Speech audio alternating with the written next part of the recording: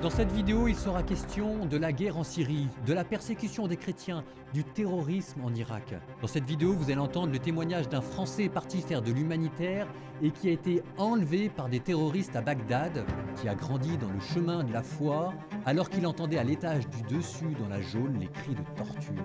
J'ai rencontré Alexandre Godarzi en Arménie où il m'a livré son témoignage. Travaillant en ce moment avec SOS Chrétiens d'Orient, il a écrit un livre. Après cette vidéo, vous vous direz que vous n'avez plus le droit de ne pas témoigner de votre foi chrétienne, vous qui vivez dans un pays libre. Il a fait mon admiration, j'espère qu'Alexandre fera aussi la vôtre.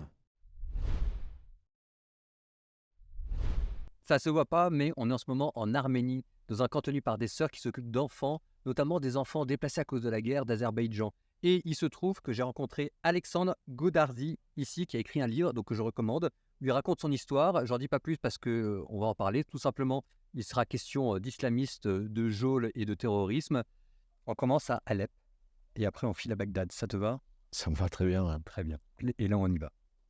Ok. Et donc, oui, je suis arrivé en 2015 exactement en Syrie et très rapidement, j'ai été envoyé à Alep à l'appel d'un prêtre dont les combats en fait se déroulaient dans sa rue. Il avait un email assez alarmiste qui disait voilà, on ne sait pas si demain on sera encore là. Toujours est-il qu'aujourd'hui, nous avons besoin de vous, nous avons besoin de votre aide. Cette église. Oui, tu vas là-bas. Voilà. Alors moi, j'avais déjà tout quitté en allant en Syrie. J'avais déjà quitté la France. Tu étais déjà installé à Syrie? J'étais enseignant, mais je venais d'arriver en Syrie. J'y étais depuis une semaine. Et rapidement, on a reçu cet appel de ce prêtre. J'étais venu pour aider les chrétiens d'Orient. Peut-être pas spécifiquement dans l'endroit où ça cognait. Non, voilà. Mais après, je me doutais que j'irais forcément à Alep. Mais c'est vrai que ma première fois à Alep, dans le cadre de l'organisation dans laquelle je travaille, c'était à l'appel de ce curé, en fait. Et donc, c'était un vrai désastre, en fait. La ville était coupée en deux. Elle était littéralement sur toute sa périphérie, toute la zone rurale qui entourait Alep. Vous aviez Jabhat al-Nusra d'un côté, donc Al-Qaïda, et Daesh de l'autre. Non, de quelle année? En fait, on est dès 2012, parce que dès 2012, en fait, la ville est très rapidement séparée, coupée en deux. Et en fait, ça ne va aller qu'en s'empirant. Et véritablement, vous avez en fait la moitié de la ville qui est tenue par les forces gouvernementales et l'autre moitié de la ville, les quartiers est de la ville, notamment la vieille ville, qui est occupée en fait par l'opposition, mais une opposition qui va se laisser gangréner par des islamistes venus du monde entier. Et toi, tu étais où à Alep? Bah, quand je venais, donc, puisque nous sommes rentrés, que nous sommes polis, on demande un visa pour rentrer dans le pays, donc on est rentré par la grande porte, par le Liban, on est arrivé à Damas, donc c'est la Syrie du gouvernement. On n'est pas rentré par la Syrie de l'opposition. Et donc, comme nous sommes montés, on était donc à Alep, dans la partie qui est tenue par le gouvernement. Et donc en face, on recevait donc d'en face des obus continuellement, des roquettes, des missiles artisanaux, tout ce que vous voulez. C'est quoi? C'est 500 mètres, 1 kilomètre? Ah, mais ça dépend de là où vous vous trouvez. Mais effectivement, les quartiers chrétiens étaient généralement, et ceux dans toutes les villes de Syrie, on a pu le constater, étaient généralement la ligne de front. Les quartiers chrétiens étaient la ligne de front où derrière, vous aviez ceux qui faisaient le djihad ou qui faisaient la rébellion, ce que vous voulez, puis ensuite le djihad. Et de l'autre côté, en fait, vous aviez ceux qui vivaient sous l'autorité du gouvernement. Et en fait, c'est vrai que les chrétiens étaient souvent la ligne de front. Donc parfois, la ligne de front, elle était... on est là, le bâtiment, qui est juste, enfin, les positions qui sont juste derrière ce bâtiment, ce sont les... Et donc toi, tu étais là pour aider les chrétiens. Voilà. Voilà, en fait, c'est les aider à rester. Ceux qui veulent partir, comme tous ceux qui veulent partir quand on fuit une guerre, ils partent. En fait, nous, on les aide pas à faire ça. Et on ne leur reprochera pas, évidemment, on serait bien mal placé pour le faire. Mais on aide les gens qui ont décidé de rester et on les aide à passer la tempête. Donc, ça veut dire quoi? Ça veut dire médecine, nourriture? Alors, c'est du soutien médical, parce que nous, on n'est pas médecin, mais c'est du soutien médical. Donc, on a fait venir des containers en fait, de matériel médical, mais aussi quand je parle de matériel médical, je ne passe pas forcément de médicaments, mais des brancards, des chaises roulantes. On a alimenté des cliniques, des dispensaires et des hôpitaux à plusieurs reprises à Alep, au plus fort de la guerre, des générateurs, puisque l'électricité était coupée, il n'y avait plus d'eau. Donc on vivait dans le noir en permanence et dans le froid, parce que l'hiver, là-bas, il fait très très froid, il était très très chaud. Des personnes âgées qui étaient délaissées par tout leur voisinage et qui étaient esseulées et qui mouraient seules. Heureusement, les églises avaient des listes très complètes de leurs paroissiens. Ils savaient qui manquait à l'appel, qui avait quitté le pays ou qui était là, mais qu'on ne voyait plus à l'église. Donc, on allait les chercher. On avait réussi, des puits avaient déjà été forés par le gouvernement sur des terres de l'église, des églises et des mosquées. Et donc, nous, on a assaini en fait les réservoirs d'eau. On a assaini cette eau et on en faisait la distribution avec des équipes. Et on allait voir ces gens-là en fait qui mouraient seuls chez elles. Mais en tout cas, la première fois que j'étais allé là-bas, c'était pas pour les personnes âgées, ça c'est ce qui vient par la suite, c'était pour ces jeunes. C'était pour ces jeunes, et on avait réussi à créer un petit peu certains convois, alors pour les faire sortir dans ce qu'on appelle la vallée des chrétiens. C'est une région qui est un peu un havre de paix, qui est au-dessus du mont Liban, qui est entre Homs et Tartous, qui est vraiment une vallée très luxuriante où il y a beaucoup de villages chrétiens, la raison pour laquelle on l'appelle la vallée des chrétiens, non loin du Crac des Chevaliers, qui se trouve dans cette vallée-là. Et donc, l'été, les prêtres, notamment avec les Salésiens, organisaient en fait des bus qui emmenaient ces jeunes vivre un été normal, en fait, un été où un enfant il doit jouer, il doit s'amuser, il ne doit pas être tout le temps dans les explosions, les bombes, les meurtres, les horreurs. Et c'était une joie en fait de pouvoir les aider, mais il y a eu aussi des camps qui se passaient sur place à Alep, dans les bombes, enfin au milieu des affrontements quelque part, et on était là-bas pour ça. Alors, pour que tout le monde comprenne bien les conditions, tu parlais tout à l'heure, juste avant la vidéo, que de temps en temps, pour aller à Alep, il fallait passer par une route dans laquelle il y avait d'un côté les islamistes de Al-Qaïda et de l'autre côté les islamistes de l'État islamique. Ouais. Est-ce que tu peux nous dire, pour ceux qui ne connaissent pas, est-ce que tu peux décrire un peu cette route? Oui, alors en fait, normalement, il y a une autoroute qui va vraiment de Homs à Halab, qui met 2 heures de temps. Et effectivement, elle a très vite été occupée par les djihadistes de la zone de Idlib. Donc c'est vraiment Jabhat al-Nusra, donc cette branche syrienne d'Al-Qaïda qui avait vraiment occupé le terrain. Donc cette autoroute était coupée. Donc ils ont taillé une route, une espèce de nationale dans le désert qui part en direction de Raqqa. Vous quittez Homs, vous allez en direction de Raqqa. Donc à un moment donné, il va falloir bifurquer pour aller à Alep, sinon vous vous retrouvez carrément dans la capitale de l'État islamique, et c'est vraiment pas recommandé. Et donc en fait, c'est une route qui est très longue, qui passe dans les steppes syriennes, donc des zones complètement désertiques. Et c'était à peu près 6-7 heures de voiture. Donc vous longez pendant 6-7 heures, en fait, Jabhat al-Nusra, donc Al-Qaïda sur votre gauche, et l'État islamique, Daesh, sur votre droite, à moins de 1 kilomètre de vous, en fait, que ce soit à gauche ou que ce soit à droite. Donc de temps en temps, il y avait des attaques combinées de la part de ces deux entités djihadistes. Et moi, comme je faisais beaucoup d'allers-retours, au début, je les faisais en bus. C'était assez effrayant, parce que vous savez que si le bus se fait attraper, vous n'allez pas pouvoir en sortir. D'ailleurs, les bus qui roulaient témoignaient de l'agressivité, de la terreur qu'il y avait sur les routes, puisque vous avez souvent des rafales de balles sur tous les carreaux, et vous aviez des bus qui étaient calcinés, renversés, foudroyés en fait dans le ravin, voilà, sur le côté. Et en fait, en 48 heures, vous passiez et vous voyez des véhicules qui étaient carbonisés sur le côté de la route et qui n'étaient pas là la veille. Donc vous savez que c'était la roulette russe, parce que vous êtes passé entre deux attaques. Voilà, et ça arrivait que parfois au beau milieu de la route, au beau milieu de nulle part, l'armée bloquait la route, arrière toute, ou vous restez là, nos troupes se battent là-bas pour repousser l'attaque. Non, on attend, et puis en fait, vous avez le temps, 6-7 heures, de faire quelques chapelets quand même, parce que le temps est bien long. Est-ce que Dieu, là-dedans, dans tout ça, concrètement, toi, ça a été quoi le... Je sais pas comment dire. Là, la question et Dieu dans tout ça, que toi, comment tu l'as vécu? Ouais, voilà, c'est évidemment pas un volontarisme. Évidemment que parfois on fait les choses, on peut oublier Dieu, on oublie qu'il faut que la grâce nous accompagne. Je crois que c'est un proverbe qui dit priez comme si l'action était vaine, mais agissez comme si la prière était juste. Voilà, donc c'est vrai, je suis peut-être pas forcément quelqu'un qui prie beaucoup, mais à l'époque, je sortais du couvent, j'avais fait un an d'une année sabbatique au couvent chez les franciscains à Cholet. Ah oui, si. Donc voilà, j'avais passé l'année Saint-François là-bas, et j'avais ce zèle en fait, parce qu'après ça, moi j'ai été confirmé à la cathédrale d'Angers, et j'avais pas envie juste de cocher les cases du bon catho, parce que moi j'ai été converti entre guillemets assez tard, et j'avais envie vraiment de faire quelque chose. J'ai beaucoup d'amour pour le Moyen-Orient, c'est une région qui m'est familière depuis... Moi je suis d'origine iranienne, mon père est iranien, donc c'est une région qui m'a toujours attiré. J'ai commencé à y mettre les pieds quand j'avais 17 ans, et j'ai très régulièrement été en Iran, au Liban, puis en Syrie. Donc ce sont des zones et des peuples que j'aime beaucoup. Et là, je ne parle pas des chrétiens, parce qu'à la base, moi, j'étais dans ma recherche identitaire, j'étais très branché islam, etc. Donc j'avais une sensibilité à ça, et j'ai failli me convertir à une époque. Donc c'est ça qui m'intéresse. Le christianisme, c'est bien plus tardif en fait. En tout cas, mon intérêt pour la zone au niveau du christianisme. Je sors du couvent, je suis dans l'enseignement. Et j'entends parler d'une association, donc en fait c'est SOS Chrétien d'Orient, il s'avère que c'est celle-ci, et qu'il y a des jeunes en fait qui sont partis célébrer la nativité à Damas sous les bombes. Mais j'étais dans l'admiration, j'ai dit mais mince, c'est qui ces gars-là? Il y a des kilomètres de documentaires, de trucs complotistes qui vont expliquer mais pourquoi se passe ci ou ça. Là les mecs ils parlent pas, ils vont célébrer Noël avec eux. J'ai dit mais moi je veux voir ces gens-là. Et en fait j'ai abandonné l'enseignement et je suis parti avec eux, et J'ai été bien reçu et puis c'est comme ça que j'ai commencé mon travail avec cette organisation. Je ne regrette pas et voilà, c'est comme ça que ça a commencé en tout cas pour moi. Voilà. Et alors après, on passe de Alep à Bagdad. Qu'est-ce qui t'amène d'un pays à l'autre? Alors en fait, moi je travaillais, donc j'ai commencé comme chef de mission en Syrie en 2015. Ça a duré jusqu'à 2020, mais dès 2018, en fait, j'avais un peu une double casquette. Je gérais aussi la partie développement de l'association, à savoir prospecter dans des pays dans lesquels on n'a pas encore ouvert de mission.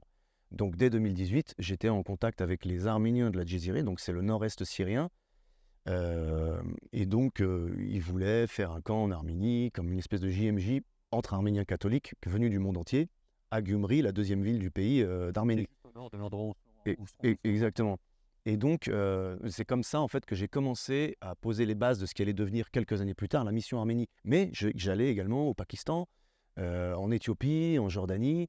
Et bon, c'est la raison pour laquelle en fait je vais en Irak. Et nous sommes, comment dire, puisqu'on a besoin d'être enregistré dans tous les pays, on ne peut pas être clandestin dans un pays, œuvrer pour l'humanitaire, aider les chrétiens à ne pas disparaître. En fait, il faut être dans l'obéissance, de certaines règles. Il y a un État, il est là, et donc il faut se faire enregistrer. Donc on le fait partout. On l'est dans tous les pays quasiment. Il y en a qu'un où on est toujours en process. Et donc à l'époque, c'était le cas de l'Irak, et il faut passer par Bagdad, on n'a pas le choix. Et donc on est allé à Bagdad, après avoir reçu le feu vert du consulat d'Erbil, de l'ambassade de France de Bagdad. On est en 2020, on est en janvier 2020. Ah, donc, c'était il y a 4 ans, hein, c'était il n'y a pas longtemps. Hein. Ouais. Donc, non, en fait, on parle de choses qui sont très, très... C'est la période du Covid. Ouais, c'est ça, c'est juste avant en fait. C'est juste avant que ça se déclenche et que ça se propage. Et donc en fait, voilà, c'est comme ça que je me retrouve à Bagdad et c'est comme ça que il n'a pas fallu. Enfin, je suis pas resté. J'avais déjà été à Bagdad auparavant, mais cette fois-ci, j'y suis resté 4 heures et j'ai fini sur la banquette arrière d'une bagnole avec. Vas-y, qu'est-ce qui s'est passé? Tu étais à l'aéroport, il y a des mecs qui sont venus avec une cagoule. Non, j'étais à l'aéroport. Tout s'est passé normalement. Un chauffeur est venu me chercher, il était signalé. Je savais qu'un chauffeur m'attendait. Il m'a lui-même montré une photo comme quoi il savait que. Voilà, moi je savais qui il était, il savait qui j'étais. Reconnaissance. Ouais, voilà, bien sûr, non, mais donc, forcément, c'est un peu obligatoire. Sinon, surtout en Irak, les enlèvements se font majoritairement par les chauffeurs de taxi. Et donc il m'amène à l'hôtel. Mes collègues qui étaient déjà présents, puisque le chef de mission Irak avec son traducteur et le responsable sécu qui était lui-même à Paris, ils arrivent, ils étaient déjà là en fait depuis la veille. Et donc en fait, on avait reçu de l'ambassadeur de France à Bagdad qui nous avait dit attention, venez, mais il faudra faire attention parce que le vendredi il y a des manifestations pro-Iran. Ça faisait 2 semaines que ça avait lieu, c'était la 2e manifestation pro-Iran parce qu'il y a une guerre entre l'Iran et les États-Unis de façon interposée à travers le gouvernement irakien et la population. Il nous avait dit voilà, attention à vendredi. Et comme nous, notre billet était le samedi, on s'est dit on va avoir des problèmes pour prendre le vol le samedi, puisque les manifestations vont avoir le jour précédent. Donc on a écouté les conseils de l'ambassadeur ou de celui qui parlait en son nom, et on a changé nos billets. On a été dans une agence de voyage pour changer nos billets au jeudi, donc la veille des manifestations, pour ne prendre aucun risque. Et en fait, il y a fort à parier que ce soit le type de l'agence de voyage qui a disparu pendant 20 minutes de son bureau, on s'en souvient très bien, et on a pris un taxi. Juste après avoir changé nos billets, on a ailé un taxi, on a pris le taxi, il nous a emmenés à l'évêché arménien catholique, qui était l'évêque qui nous avait donné les visas, qui avait permis qu'on puisse... Donc la moindre des choses, la première chose, c'est d'aller le voir, de le remercier, de passer du temps avec lui. Et 2 jours après, on avait un rendez-vous avec l'ambassade de France. On n'y sera jamais parce que sur la route qui nous mène à l'évêché arménien catholique, 2 véhicules nous arrêtent avec une sirène, une espèce de gyrophare, ils nous bloquent, un devant, un derrière. Là, il y a des types en cagoule, c'est l'équivalent du GIGN local, ils brandissent des armes. Et en fait, c'est tellement étrange en fait quand ça se passe. L'avenue est vide, on a l'impression d'être sourd. On se dit tiens, ils arrêtent des gens, puis on voit qu'il n'y a pas de gens, puis ils viennent vers nous, mais ils doivent se tromper, c'est pas nous. C'est très flou, on comprend pas en fait qu'on est enlevé par des factions, des miliciens, des islamistes, et c'est très poreux en fait. On ne sait pas ce qui est officiel, officieux. Ils peuvent très bien avoir le costume et puis ils le retirent pour mettre le treillis et sortir les armes.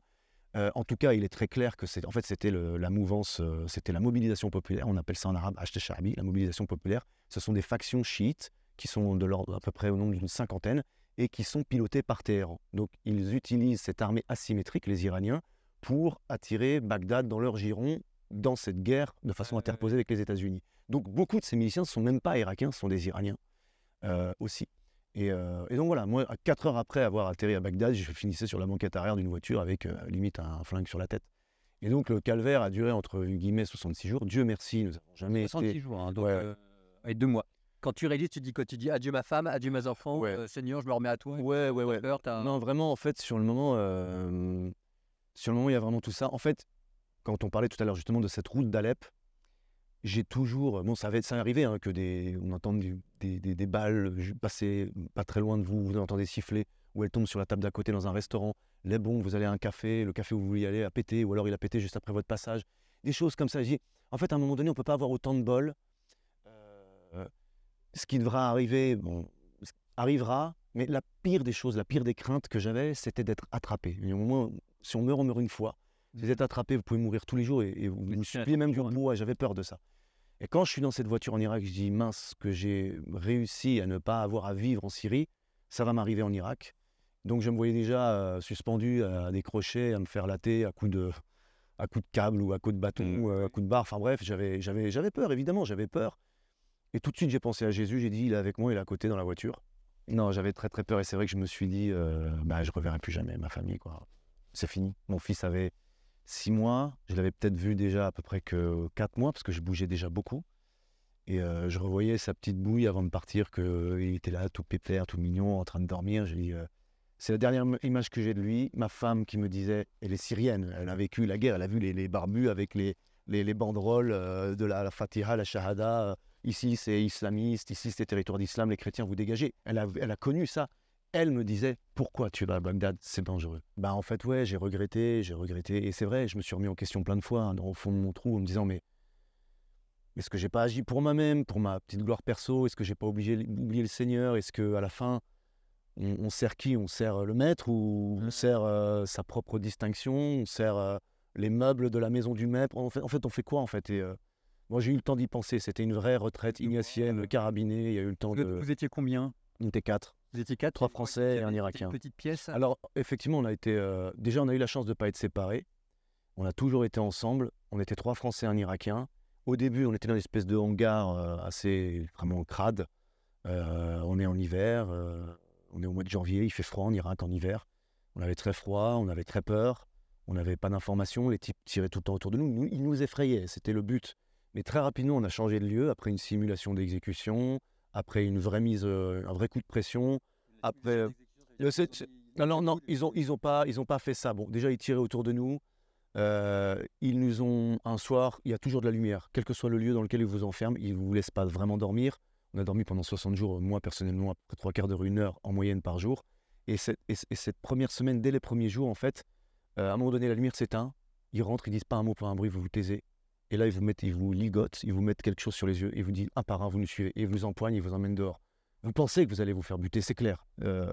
C'est clair. Et puis, en fait, ils font descendre la tension, vous parlant de n'importe quoi. C'est un ascenseur émotionnel en permanence, en permanence, en permanence.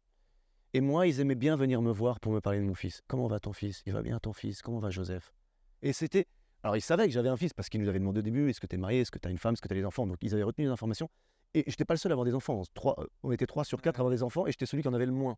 Mais ils jouaient continuellement avec ça. Dès qu'ils rentraient dans la salle, ils m'appelaient Abou Joseph parce qu'en arabe, on vous appelle père de... Oui, père du fils. père du fils, voilà. Abou Joseph, comment tu vas? Comment va ton fils? Il va bien? Espèce de machin. Tu sais bien que je n'ai pas de nouvelles de mon gamin, pourquoi tu me... Voilà, bon, ça c'est entre autres. Mais on nous a changé à 4 reprises de lieu. Et c'était toujours plus glauque que le précédent. On est passé dans une pièce aussi de 7 mètres carrés pour 4, dans lequel on nous a dit « Votre vie se termine ici. Vous n'avez pas à attendre d'avoir des nouvelles ni de votre ambassadeur, ni de votre famille. Ne demandez plus à ce sujet. Vous aviez eu toute la vie pour profiter des êtres qui vous sont chers. Maintenant, c'est fini. » Voilà. Et après, ils nous ont changé encore ils nous ont ramené vers Bagdad parce que, pardon, mais dès le début, ils nous ont fait faire 1 heure et demie de route. On s'est retrouvés dans cet hangar dégueulasse. Après, 5 minutes, au bout d'une semaine, ils nous ont changé dans un autre endroit, donc une espèce d'Algeco de 7 mètres carrés. On est resté aussi une dizaine de jours. Et ensuite, on nous a ramenés vers Bagdad dans une espèce d'abri anti-aérien, une espèce de cave mal famée avec des caméras partout. C'était malodorant. On entendait les gens au-dessus de nous qui se faisaient torturer. On les entendait mourir. Voilà, voilà. Et après, ils nous ont ramenés encore à côté du lieu dans lequel on était au début. Et tu pètes pas les plombs dans ces cas-là? Ah bah si, j'en ai... en fait, Tu deviens... comment dire... mais à pleurer, à crier. Alors, on est quand même assez fiers et on n'ose pas trop, peut-être entre nous. j'ai ravalé mes larmes. Il y a une fois, je sais qu'en priant, j'ai craqué. Et en fait, inévitablement, après, j'en voulais à Dieu. Il était pour rien, le pauvre. Je lui en voulais, mais je pense qu'en tout cas, dans sa pédagogie, même de ça, il m'a dépouillé. C'était une mise à nu incroyable. C'était, quand je dis une retraite ignatienne carabinée, je rigole pas, parce que j'ai été au couvent pendant 1 an. Alors, je n'ai pas vécu comme un conventuel, mais j'ai eu des exercices spirituels dans le quotidien, puis des mises en pratique sérieuses avec les frères franciscains. Et cette espèce de face à face avec Dieu, ce cœur à cœur, où vraiment sa lumière éclaire vos ténèbres et fait remonter en fait les zones d'ombre que vous ne voulez pas voir en vous-même, là en fait c'est ça, avec en plus une pression terrible et le temps qui joue contre vous. L'élasticité du temps, où une journée en fait en fait 4. Le matin, l'après-midi, le soir, la nuit, quand vous dormez qu'1 heure par jour, votre jour compte 4. Et c'est chaque seconde qui compte, c'est chaque seconde de torture, de remords. Et puis Ouais, ce démon, il vous lâche pas. parce que tu as pas de Bible, tu pas de Ah non, il y a téléphone, rien, il y a pas de du tout. sudoku, il y a pas de mots croisés, il y a pas de Ouais. PlayStation, c'est pas la tôle en France, hein, c'est Ouais. pas, il y a pas de non, il y a rien de tout ça. Alors après, ils nous ont mis, une télévision, pour nous distraire, mais là, on avait compris qu'en fait, on était dans le temps long. Quand ils ont Ouais. commencé à ramener ça, on a dit: «OK les gars, Ça, c'est bon ça fait signe. 1 mois qu'on est là». On avait réussi à Ouais. garder une notion du temps, parce qu'on avait toujours un petit filet de lumière qui passait derrière la porte ou un truc dans le genre. On a compris que quand il y avait la télé, c'est que ça sentait le sapin, quoi. C'était qu'on était là pour, Ah, toi, tu l'as pris comme un mauvais signe. ah ouais, bien Ouais, sûr, pour on moi, comprend comme pour moi, ça. c'était un bon signe, c'est-à-dire ils vont pas vous tuer. Non, non, non, non, non, non, non, non. Puis en plus de ça, ce sont des gens qui sont à l'aise avec la mort. Ça fait 40 ans que c'est la guerre, dont 20 ans de guerre civile. S'il faut caresser le veau avant de l'égorger, c'est aussi une manière de vous mettre en confiance. Et nous, on peut jamais les voir. C'est que chaque fois, et en fait, ils nous avaient donné des bandelettes de tissu, mais comme elles tombaient après, ils nous ont mis des espèces de masques de ski qu'ils avaient peints à la bombe, en plus d'un gros sparadrap dessus. Donc, ils nous permettaient de l'enlever quand on était entre nous. Ils toquaient à la porte, ils disaient Jaézine. Donc, ça veut dire vous êtes prêts. Donc, ils rentraient et il fallait qu'on les ait sur les yeux. Et de temps en temps, ils vérifiaient en faisant des gestes brusques pour voir si on allait reculer. Ça voulait dire qu'on voyait. Donc, ils vérifiaient si on trichait pas, si tout fonctionnait bien pour eux. Donc, on ne pouvait jamais se fier à leur regard, à leur sincérité, au langage corporel, à leurs yeux, à l'âme, en fait. Non, c'était tout le temps au son de la voix. On n'avait rien, en fait, pour comprendre si ils se moquaient de nous, si on pouvait. Et voilà, en tout cas, même la DGSE, puisque nos familles étaient en contact avec les renseignements français, hein, ils leur ont dit, s'ils ne sont pas morts, ne vous attendez pas à les revoir avant 2 ans. C'est la moyenne. Et vous ne savez pas encore dans quel état vous les retrouvez dans 2 ans. Donc, pour la petite histoire, et je passerai là-dessus, c'est un vrai miracle qu'on soit sorti au bout de 2 mois. C'est un vrai miracle. Et je sais que le Seigneur ne nous a pas lâchés. Et ça nous est arrivé de prier, parce qu'on s'était mis à jeûner le mercredi et le vendredi et à faire nos rosaires ensemble. Mais on était aussi arrivé à un moment donné à prier avec la joie de nous savoir exaucés, de faire fi en fait de ce temps qui jouait contre nous, mais de savoir que dans sa toute-puissance et dans sa grandeur, en fait on était déjà exaucés. Mais peut-être qu'on allait mourir, mais ça participerait à la gloire de Dieu, en fait. On s'en était convaincus. Alors évidemment, il y a des moments et des hauts débats, on n'était pas dans l'extase en permanence, mais dans la prière, moi en tout cas, je me suis surpris à avoir cette émotion intérieure et cette vraie joie intérieure. Et évidemment, c'était pas un état constant et qui durait longtemps, longtemps, mais j'ai eu ça. Et c'était une vraie grâce, c'était un vrai cadeau, en fait. Parce que dans ces moments-là, ce qui est terrible, c'est le silence de Dieu. C'est la pire des choses, en fait. Et vraiment, j'en ai voulu dire, mais bon sang, manifeste-toi, en fait. Tu vois, c'est tellement, le mal, il est tellement palpable. Et là, je parle même, il n'y a pas besoin d'être enfermé pour le ressentir. C'est tout le temps, tout le temps, tout le temps. C'est un harcèlement en permanence. Parfois, vous dites, mais Dieu, il faut s'enfermer, il faut se mettre dans la Bible pour faire des chapelles, pour le sentir, alors que le démon, lui, il n'avait même pas besoin de le solliciter, il est là en permanence, là, vous le sentez bien. Mais là, encore plus, dire, mais manifeste-toi, fais quelque chose, en fait. On ne mérite pas ce silence-là. Et en vrai, de façon très subtile, mais ça suffisait pour nous donner de l'espoir pendant longtemps. Et en vrai, ça a été une vraie grâce qu'on n'ait pas été séparés, qu'on soit restés entre nous, parce qu'on a été édifiants les uns pour les autres. Ouais. Et ça nous a permis de ne pas devenir fous. Et le pire, c'est en sortant, en fait. Parce qu'il y a aussi, humainement, on se blinde, on s'interdit beaucoup de choses. En fait, c'est une espèce de retenue, un combat intérieur. Et quand vous sortez après, bah, il y en a qui le vivent différemment. Voilà. Moi, c'est pour ça que j'ai écrit. C'est une manière de mettre... Et en fait, le livre commence avec ça. Mais j'ai voulu vraiment témoigner, surtout, mais pardon, mais je profite de l'accroche avec la prise d'otage et l'enlèvement, mais il m'était beaucoup plus à cœur de témoigner sur la réalité des chrétiens de Syrie. C'est surtout de ça dont je parle. L'enlèvement reste anecdotique, même si le scénario nous amène en cellule, on replonge dans mes souvenirs, on revient dans la cellule, pas trop, mais un peu, et pour planter un petit peu le décor. Mais le but, en tout cas, était de témoigner de ce que vivent tout le temps nos frères orientaux, et que nous, on a vécu peut-être 66 jours seulement, en fait. Rapidement, pour ceux qui nous suivent, la fin de ta mise en otage, ça s'est passé comment? Bah, en fait, comment dire, chaque fois qu'ils nous ont déplacés d'un endroit à un autre, comme je disais, l'endroit suivant était plus glauque que le précédent. À chaque fois, ils nous ont fait croire qu'on était libre. À chaque fois. Ils nous ont vraiment mis les formes pour dire ça y est, vous êtes libres, vous nous prenez dans les bras, tout est terminé. Et en fait, ils nous ont mis dans un endroit qui était vraiment plus horrible en fait que le précédent, plus désespérant. Et un jour, ils rentrent dans notre cellule, et celui qui avait autorité sur nos geôliers, et qu'on n'avait pas vu depuis un moment, on craignait. Quand on entendait sa voix, on s'est dit, lui, il tient nos vies dans sa main. De lui dépend tout, en fait. On n'était pas bien de l'entendre, ça nous faisait vraiment quelque chose. Il dit, j'ai une bonne nouvelle pour vous. À compter d'aujourd'hui, dans une semaine, vous êtes auprès de vos familles. Il nous vient lui dire, salaud, tu nous dis ça à chaque fois, enfin, fous-nous la paix, en fait, sors. C'était pas la peine de déplacer, puisqu'en plus, il arrivait en pleine nuit. Et il dit, non, vous devez me croire, le monde est à l'agonie. Il nous décrit l'apocalypse. Et on ne croit pas, on dit, mais il te parle de 50 millions de morts. On dit, qu'est-ce qu'il raconte? Alors, les escalades entre les États-Unis et l'Iran, ça se trouve, c'était la guerre, que c'était un merdier international. Je dis, mais il doit délirer. Et il nous met à la télé, donc cette fameuse télé donc, que je vous disais, qui marchait une fois sur 3, 4. Il nous met, alors, il y avait une seule chaîne quand elle marchait. Et là, il change le canal. On n'avait pas la télécommande, évidemment. Et là, il nous met la BBC. Et on voit toutes les capitales de la planète à l'arrêt, vides, toutes les capitales vides, avec des gens qui se disent bonjour avec le coude, avec le genou, machin. Et en fait, il nous montre le Covid. Toi, tu étais rentré, c'était pas encore le Covid. Non, c'était... En fait, quand on a été libérés, c'était le Covid. Mais nous, on ne savait pas qu'il était déjà en cours depuis plus d'un mois, en fait. Oui, parce que toi, quand tu es rentré dedans, il n'y avait pas encore eu le Covid. Ah non, ouais, non, pas du tout. Ça. Ah non, ouais, quand on a été enfermés, il n'y avait pas le Covid. Nous, on dit, mais qu'est-ce que c'est que cette histoire? Il y avait le décompte des morts et de ceux qui allaient mourir. Enfin, les mecs en sursis, les gens... voilà, exactement. Ceux qui étaient malades et qui allaient peut-être mourir et ceux qui l'étaient déjà. On se dit, mais qu'est-ce que c'est que cette histoire? Et en fait, le cheminement se fait. On se dit, mais ouais, en fait, les gars, ils ont intérêt à nous garder un maximum de temps parce qu'on est comme une bouteille de pinard qu'on met à la cave et on attend que les enchères montent et puis on vend le bon cru des années après. Parce que c'est ça, en fait, c'est de mettre la pression sur les États desquels, enfin, on vient de France, donc c'est de mettre la pression sur l'État français, de négocier ce qu'ils ont à négocier, ça, on n'en aura jamais rien su.